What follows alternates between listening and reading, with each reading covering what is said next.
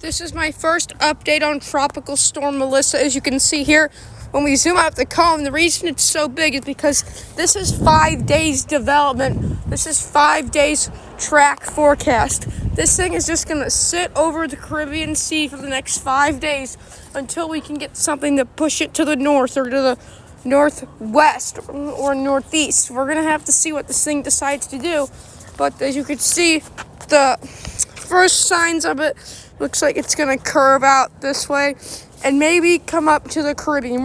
This is like 2 weeks out. If it comes up there, we need something to push this thing to the north and get this thing out of the Caribbean.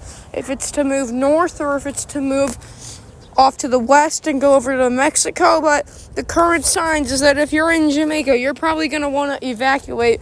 But the signs are showing that if it takes a more right turn like it's doing right, like the forecast says, we're going to have a stronger hurricane because there's warmer water temperatures and there's less land impact. But if it starts to go to the right, we're going to have a weaker hurricane, like a TS or tropical storm or tropical depression.